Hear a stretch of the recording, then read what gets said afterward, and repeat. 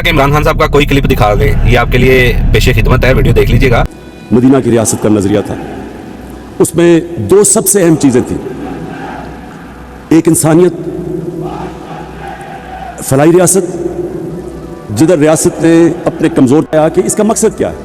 हमारे जो 45 लाख खानदान हैं जो सबसे नीचे हैं, एक घर में अगर शहर में है तो 5 लाख रुपया सूद के बगैर कर्जा अपना कारोबार शुरू करने के लिए, अगर देहात में है तो 3.5 लाख सूद के बगैर कर्जा किसान अपनी ज़मीन पे लगाए, और 20 लाख सूद के बगैर कर्जा अपना घर बनाने के लिए।